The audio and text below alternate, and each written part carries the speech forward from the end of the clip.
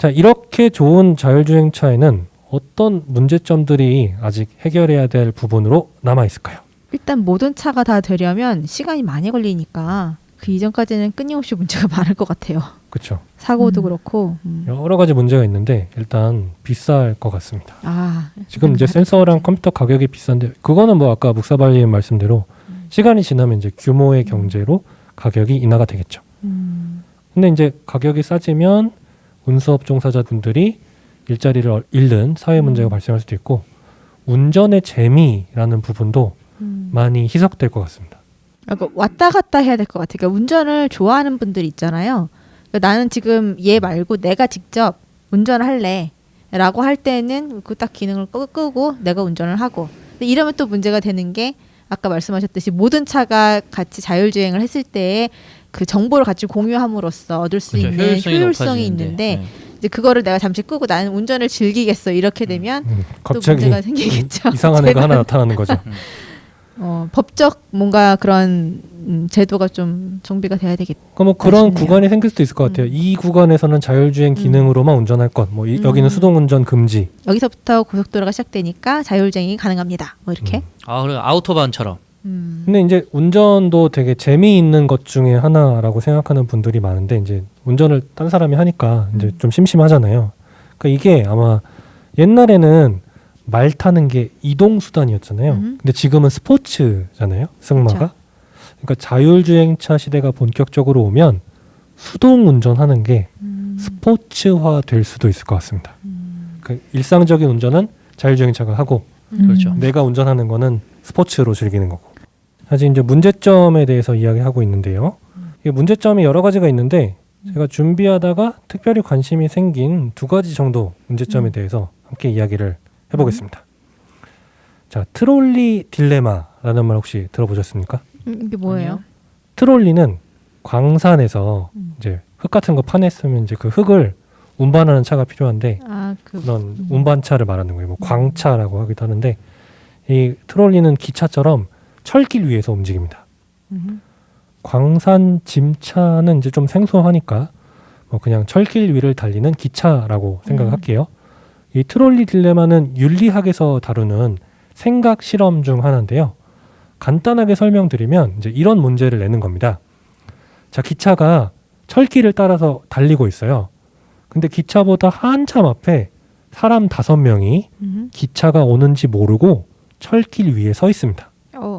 이 5사람은 곧 기차에 치여 죽을 겁니다. 당신은 철길 밖에서 이 상황을 알고 있습니다. 당신이 5명을 구하기 위해서 할 수 있는 일이 하나 있어요. 바로 선로 변환기를 작동시키는 겁니다. 선로 변환기를 작동시키면은 기차가 선로를 바꿔서 5명이 있는 철길로 가지 않습니다. 그런데 당신이 선로를 바꾸면 원래 철길에 서 있던 5명은 살게 되지만 바뀐 선로에 서 있던 새로운 한 사람이 기차에 치여 죽게 됩니다. 그 사람 거기 왜 서 있대요 도대체? 그러니까 어쨌든 서 있습니다. 자, 이런 상황일 때 당신은 5명을 살리기 위해서 선로 변환기를 작동시키겠습니까? 이게 이제 문제예요. 뭐 또는 선로 변환기를 작동시키는 행위는 도덕적으로 허용될 수 있습니까? 이렇게 물어보는 거죠. 그러니까 이제 이거를 왜 자율주행차에 지금 얘기하고 있느냐라고 하면 이 상황을 자율주행차 인공지능한테 답해보라고 하는 겁니다. 근데 사실은 인공지능도 인간이 학습을 시켜줘야 되잖아요. 그렇죠. 그렇기 때문에 결국 5명을 살릴지 1명을 살릴지는 사람이 정하는 겁니다. 그렇네요. 자, 자율주행차가 운행을 하다가 피할 수 없는 사고 상황을 맞닥뜨렸을 때 5명과 부딪히는 걸 선택할까요? 아니면 방향을 틀어서 1명과 부딪히는 걸 선택할까요? 근데 그걸 보고 결정하는 거예요? 예를 들면은, 그러니까 제가 좀 뜬금 질문일 수도 있는데 저희가 핸들을 이쪽으로 돌린다는 건 본능적으로 정말 피하기 위해서 어느 쪽으로 돌렸는데 마침 거기에 또 무언가 장애물이 있어서 1명을 살리려고 했는데 이쪽에 5명이 있었다, 안타깝다, 뭐 이런, 예를 들면 이런 거 있잖아요. 네네. 근데 지금 이런 경우도 내가 피하고자 했는데 그 상황에 여기 1명이 있어서 지금 질문처럼 선택을 해야 되는 상황이 아니라, 피하다가 생긴 일이 아니라 선택을 해야 되는 상황이냐고요. 그런 돌발적인 상황도 자율주행차에 있을 수 있지만 여기서 물어보는 건 이제 어. 자율주행차는 사람보다는 주변을 인지하는 능력이 훨씬 뛰어나거든요. 저 멀리 있는 것도 인식을 할 수 있기 때문에 내가 선택을 하는 거예요. 둘 다 인식한 상태죠. 둘 다 인식을 한 조건이. 상태에서 그 사람이면 졸다가 생긴 갑작스러운 일인데 얘는 네. 알고 있을 거다. 얘는 알고 있고 선택을 해야 되는 거죠. 스톱해야죠. 알고 그러니까, 있었으면. 그 정도 알고 있었으면 빨리 서야지. 아니 이제 그게 갑자기 닥친 상황이라 네. 이제 사고 상황을 펼 수 없다. 설 수는 없어요. 근데 아마 기계한테 선택을 시켜야 된다라고 하면 5명의 목숨과 1명이라고 하면 모르겠어요. 그게 도덕적인 것과 어떤 상황에 대한 이런 것들을 제하고 일단 먼저는 5명을 살려라라고 첫 번째 룰을 줄 것 같아요. 근데 그 다음에 뭐 다른 룰들이 더 추가가 되지 않을까라는 생각이 드는데 참 좀 뭔가 어렵죠, 답답해지네요. 이거는. 생각할수록. 그러면 그게 인원수로 생각하면 5명이 더 좋은 일인 거야라고 할 수도 있지만 그거를 나이나 어떤 맞아요. 상황이나 이 맞아요. 다른 환경들을 생각했을 때는 이거 걷잡을 수 없고 소중하지 않은 목숨은 당연히 없고 그러면은 노약자보다는 어린이를 살려도 그럼 그렇게 그게 더 살리는 게 더 좋다고 말한다는 건 다시 바꿔 얘기하면 이 사람을 먼저 죽여도 되랄 수도 있는 건데 지금 질문이 그런 질문인 것 같아서 그런 상황이 된다는 건 좀 끔찍하고 좀 슬픈 일이긴 하네요. 그러니까 이제 상황에 대한 판단을 이런 5명과 1명으로만 놓고 볼 수는 없는 거잖아요. 그러니까 몇 가지의 룰이 더 필요할 것 같긴 해요. 어떤 제시해줘야 될. 자, 필요하지만 여기서의 질문은 뭐냐면 그런 상황을 맞닥뜨렸을 때 이제 어떻게 할 것이냐. 그러니까 어떻게, 선택을 둘 어떻게 중에 뭘 할 것이냐. 그런 경우들을 어떻게 따질 수가 있을까? 그죠? 자, 그래서 이제 흥미로운 연구를 하나 말씀드리고 여러분이 한번 누구를 살릴지 정해보도록 하겠습니다. 네. 자, 트롤리 딜레마와 관련해서 흥미로운 연구가 하나 있는데요. MIT의 교수 이아드 라완의 연구입니다. 연구의 제목은 모럴 머신 실험입니다. 도덕적인 기계 실험인 거예요. moralmachine.net에 접속해서 한국어로 실험에 참여해 볼 수 있습니다. 자, 간단히 요약하면 자율주행차가 사고를 피할 수 없을 때 어떤 사람을 우선적으로 살려야 할까에 대해서 선택을 하는 문제가 나옵니다. 총 13번의 상황이 주어지고 이제 선택을 해야 되는데요. 하나만 해볼게요. 자, 여러분, 자율주행차의 브레이크가 고장났습니다. 차에는 여자 의사가 타고 있습니다. 이대로 가면 차가 벽에 부딪혀서 여자 의사가 사망합니다. 그런데 차선을 바꾸면 벽에 부딪히지 않고 대신 길을 건너던 노인과 개를 치게 됩니다. 그러면 여자 의사 대신에 노인과 개가 사망하겠죠. 자, 여러분이 자율주행에게 학습을 시킨다면 어떤 선택을 시키겠습니까? 여자 의사를 살리겠습니까? 아니면 여자 의사가 죽고 노인과 개를 살리겠습니까? 쉽지 않죠. 전 누군가와 부딪혀야만 되는 상황이 생기지 않을 때 탈게요. 이거 너무 피하고 싶은 상황이에요. 이런 생각을 제가 해야 되다니. 근데 이게 실제로 일어날 거기 때문에 지금 이 연구를 하는 거예요. 실제로 자율주행차에 이런 상황이 끔찍하다. 생길 거다. 만약에 제가 이 여자 의사이고 네. 제가 탄 차가 자율주행 중인데 브레이크가 고장이 났고 제가 이걸 선택할 수 있는 상황이다. 라고 하면 진짜 어려울 것 같기는 해요. 뭐 내가 여자 의사면 아무래도 내가 살고 싶지 않을까요? 아무래도 근데 여자 의사이기 때문에 그냥 내가 죽는 걸 택할 수도 있지 않을까라는 그럴 생각도 수도 들어요. 자, 이제 이게 되게 어려운데 이게 13개 해보면 진짜 막 머리가 막 아픕니다. 13번이나 이런 선택을 해야 돼요. 13번. 근데 이제 13개 문제를 다 풀잖아요. 네. 그럼 이제 결과도 종합하고 분석해서 보여줍니다. 그러니까 나는 다수와 소수 중에 어느 쪽을 살리는지, 남자와 여자 중에 누구를 살리는지, 또 전 세계 다른 사람들은 내가 선택한 것과 비교해서 어떤 선택을 했는지 보여주거든요. 그리고 이 연구 결과를 2018년 네이처 학술지에다 공개했는데 전 세계 약 230만 명의 사람이 선택한 우선순위 살리는 순위가 나왔습니다.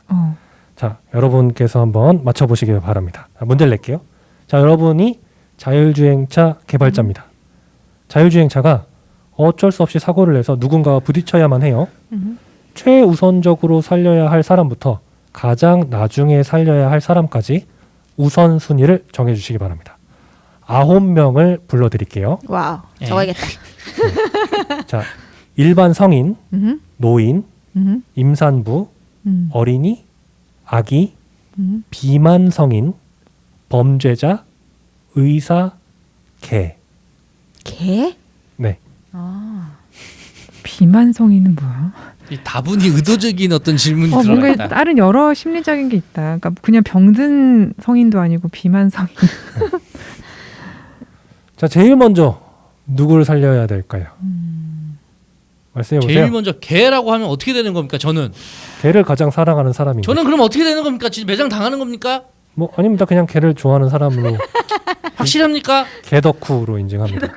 정말입니까? 아, 네. 말도 안 돼. 개타쿠. 저는 굳이 꼭 하나를 어렵다. 정해라. 그러면 임산부?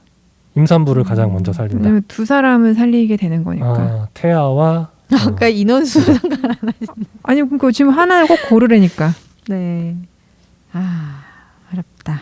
어렵죠. 이게 어렵기 때문에 이제 정답을 공개할게요. 그 네. 사람들의 쭉 통계를 이제 종합해서 분석한 거예요. 가장 먼저 살려야 될 사람부터 가장 나중에 살려야 할 사람까지 불러드리겠습니다. 아기를 가장 먼저 살려야 된다라는 답변이 많았고, 아기 다음은 어린이, 그 다음은 임산부, 나이순인가요? 꼭 나이순은 아니고, 그 다음은 의사, 그 다음은 일반 성인, 그 다음에 비만 성인, 그리고 노인, 개, 마지막이 범죄자. 개보다 못한. 걔보다 못한 범죄자와 의사보다 중요하지 않은 일반 성인, 그보다 더 중요하지 않은 비만 성인인가요? 그러니까 뭐 이게 되게 참. 슬픈. 그러니까 여러분 자율주행차에 치이지 않고 싶으시면 그 비만을 해결하셔야 됩니다. 다이어트 들어갑니다. 다이어트 그게 하셔야 아니라 되고요. 범죄를 저지르지 않아야 돼 네. 일단. 범죄는 뭐. 네, 직업은 의사를 선택하시는 게 좋을 것 같고요. 네. 전 임산부 하겠습니다. 여기서 제일 가능성이 하실 수 있는. 없죠? 범죄자는 자율주행차에 타겟이 될 수도 있을 것 같습니다. 이게 영화가 한 편 있습니다. 무슨 영화가 있냐면 단편 영화인데요. 철도원이에요. 철도원이 아들을 너무너무 사랑하는 아들을 데리고 그 아들이 자기 일하는데 놀러 와요. 놀러 오는데 그 꼬맹이가 아빠가 일하는 동안 철길 그쪽까지 들어가서 이제 노는 거예요. 근데 이제 사고가 나요. 철도 사고가 나는데 열차가 멈추질 않고 계속 달리는데 똑같은 거예요. 선로를 변경을 하면 열차에 탄 사람들이 다 살아요. 열차가 그러니까 일단 뭐 한 몇 양이 되겠죠. 그러니까 한 뭐 5양 이상 뭐 이렇게 많은 사람들이 거기 들어가 있는 거예요. 근데 하필이면 아들이 변경되는 선로에서 놀다가 뭐 다리가 끼든지 해갖고 못 나오는 상황이 돼요. 빨리 소리쳐야지. 피해. 이 철도원이 버튼이나 이제 이런 레버를 옮기면 이 아들이 죽는 거예요. 그런 영화가 있어요. 그게 브릿지인가? 그 체코인가 이런. 네, 좀 맞아요. 영화인데. 약간 그런 쪽이야. 그래서 결론이 어떻게 나냐면 그 아버지가 아들을 희생해요. 그리고 오열하고 정말 그런 영화가 있어요. 그 아들 소리쳤는데 못 들었대요? 네, 그게 이제 막 진짜 미친 듯이 소리치고 영화를 보면은 이제 막 그런 게 그러니까. 있는데 그게 진짜 운명이야. 근데 그 아버지의 지금 이게 똑같은 거예요. 지금 상황이 이게 그렇죠. 어떻게 될지 모르는 그리고 진짜 그 아버지는 살아서 정말 이게 사는 게 아닐 거 아니에요. 이쪽을 희생하든 저쪽을 희생하든. 근데 그 영화는 그런 그 딜레마 아까 그 얘기했던 그 얘기 있었잖아요. 트롤러의 뭐 트롤리의 딜레마 그거를 이제 맞아요. 소재를 가지고 영화로 만든 게 있어요. 더 브릿지 맞네요. 그 영화 너무 슬픕니다. 슬픈 일이네요. 자, 근데 이제 이 트롤리 딜레마를 제가 지금 전 세계 사람 조사한 걸 말씀드렸잖아요. 종합 결과를. 근데 이게 지역마다 문화마다 우선순위가 조금씩 다른 거예요. 그럴 것 같아요. 그러니까 장유 유서 문화를 가진 나라는 아이보다 어른들. 노인을 먼저 살리려고 할 수도 있고, 뭐 가부장적인 문화를 가진 나라에서는 여자보다 남자를 살릴 가능성이 있는 거죠. 그럼 이제 이게 제조사 입장에서 되게 혼란스러운 게 하나의 자율주행차를 만들어서 판매하는 지역마다 전 세계 우선순위 프로그래밍을 다르게 해야 되는 거예요. 근데 사람마다 가치관이 다를 수 있으니까. 그렇죠. 그러니까. 이런 퀴즈가 그럼 주행 그 문제에 들어가 있어야겠네. 각자 답하기 어떻게 쉽지 할 않고. 것인지. 쉽지 않지. 이게 진짜 어쩔 수 없이 랜덤 방식을 택해야죠. 그다음 제가 관심 있게 본 문제점은 해킹입니다. 해킹도 이제 자율주행차의 숙제 중 하나입니다. 자율주행차의 운영 체제가 만약에 해킹됐다. 또는 자율주행차가 비상 상황일 때 통제하기 위해서 뭐 원격 운전 시스템 같은 게 들어가 있는데 그 원격 운전 시스템이 해킹당했다. 그럼 이제 자율주행차는 범죄 도구나 그렇죠. 테러 무기가 맞아요. 될 수 있습니다. 그 혹시 2016년 프랑스 니스 지역에서 일어난 트럭 테러 사건 기억하시나요? 이게 당시에 정말 세계의 가장 슬픈 큰 뉴스였는데 당시 이제 많은 시민들이 프랑스 혁명 기념일 축제 행사를 즐기려고 거리에 나와 있었어요. 근데 테러리스트들이 대형 트럭을 그 모여있던 군중에게 돌진시켰고 사망자만 84명이 나오는 매우 안타깝고 슬픈 테러 사건이 있었습니다. 자율주행차의 시스템이 해킹된다면 이렇게 차량을 이용한 범죄 행위가 발생할 가능성이 있습니다.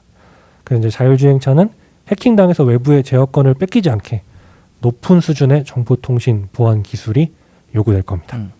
자, 이제 마무리할 시점이 됐는데 소감 간단하게 한 말씀씩 부탁드립니다. 일단 어찌됐든 자율주행차는 삽니다. 네.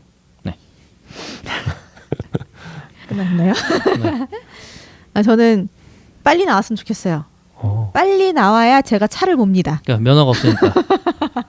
제가 뭔다로 말을 하기가 좀 민망한 그렇지만 빨리 나왔으면 좋겠어요. 그 예전에 만화나 뭐 영화나 이런 데 보면 2020년이면 사실 미래였거든요. 미래라고 하면서 제시한 해가 2020. 2020 원더키드인가? 2020 하고도 1년이거든요. 그래서 이제 나올 때가 됐다. 빨리 나와라. 면허증 따지 않겠다. 알겠습니다. 돈만 준비하십시오. 돈만 준비하면 되겠네. 돈을 준비하겠습니다. 소감 왜 이래 전부 다. 아니 되게 재밌었어요. 이 자율주행 이런 거 되게 영화나 드라마에서 많이 소재로 다뤘던 부분들이 있어서 저 이런 걸 좋아하거든요, 사실. 그래서 이 다음 단계는 뭔지 아세요? 이 다음 단계는 이제 하늘로 날아다니는 차와 건물 벽을 타고 움직일 수 있는 그런 차들 나와야 되거든요. 지금 이거 네. 빨리 나와야 그 다음 단계가 개발이 되기 때문에 저는 빨리 나왔으면 좋겠어요. 하늘 나는 거 이미 나오지 않았어요? 왜 나 아마존님한테 보면서 물어보지? 답을 해주세요. 나왔어요? 나왔네. 근데 그 아직 상용화 되려면 멀었는데 얘는 좀 빨리 가능성이 있는 것 같아서 그러니까 여기 몇 단계까지인 거냐 이거 같아요. 근데 저도 얘기를 계속 들으면서 그럼 나는 몇 단계 정도까지는 정서상 좀 맘 놓고 탈 수 있을까? 근데 얘기를 하던 중간에는 100% 자율주행, 되게 신난다 생각했는데 마지막 문제점에 대한 질문들을 받고 나서 마음이 좀 착잡해져서 생각지도 못한 되게 끔찍한 일들이 생길 수 있겠다. 그거를 그렇죠.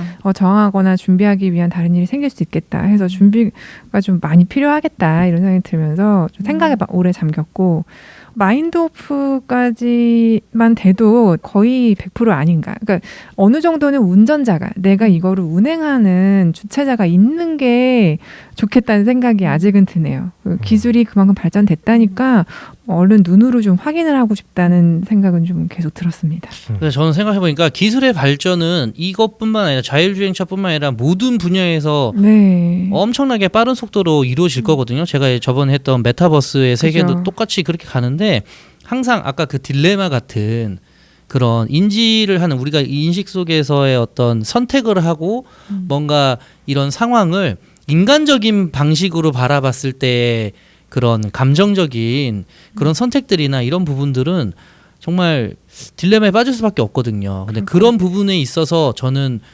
개발을 하는 사람들이나 이거를 이용을 하는 사람들이 좀 더 그 인식적인 부분을 좀 수준을 높여야 되지 않겠나. 그러니까 우리가 어떤 그런 판단에 있어서 뭐 지역마다 다 다르다고 했잖아요. 근데 어찌 보면은 이게 범인류적인 어떤 선택과 범인류적인 어떤 그런 길로 가야 되는 게 맞는데 그런 부분들이 사실은 어려운 거잖아요. 너무 어렵잖아요. 그래서 그런 부분들이 참 좀 적당하게 잘 이루어져가지고 어우러져가지고 발전이 되면 너무 좋겠다는 생각이 계속 들어요. 왜냐하면 저 같은 경우는 이런 신문물, 신기술 이런 거는 무조건 경험해보고 싶고 막 이런 스타일이어서 근데 아까도 얘기했듯이 그런 딜레마에 빠져버리면 너무 그거는 평생 짊어지고 살아야 되는 막 그런 거잖아요. 그런 부분들이 있으니까 좀 잘 좀 만들어주세요, 아마존님. 제가 만드는 건 아니지만 네. 아무튼 만드시는 분들 화이팅. 만드시는 분들 화이팅. 버럭사발. 아무튼 이왕이면 빨리. 아마존님이 다 책임지세요. 만드시는 분들 네, 힘내주십시오. 힘내십시오. 자, 마무리하도록 하겠습니다. 자, 언제쯤 다들 완전 자율주행차를 타고 다니게 될까요? 2030년 정도로 예상하는 자료가 많았는데 요즘은 3년 정도 시기를 앞당긴다는 기사도 있었습니다.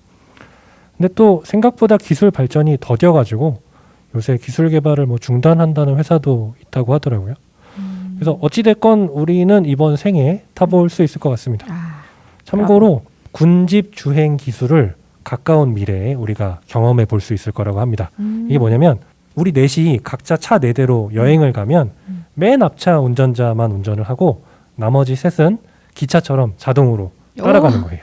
아 맞아 그런 거 있잖아요. 앞에 차 가보세요. 따라와 내 차 따라와. 그쵸. 내가 알려줄게 이러는데. 이제 그거를 자율주행이 뒤에 세대가 해주는 거죠. 그런 게 가장 먼저 올 거라고 하고요. 이제 이렇게 편리하고 사람의 생명을 지키기 위한 자율주행 기술이지만 그동안 안타까운 사망 사고들도 있었습니다. 그러니까 지금 2단계 자율주행 기능 사용하시는 운전자분들은 모두 보조 기능 정도로만 사용하시길 바라고요.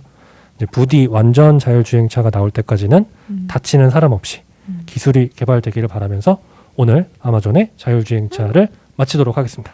긴 시간 함께해 주셔서 감사합니다. 고맙습니다. 감사합니다, 여러분. 예, 다음 주에 또 뵐게요. 안녕. 안녕.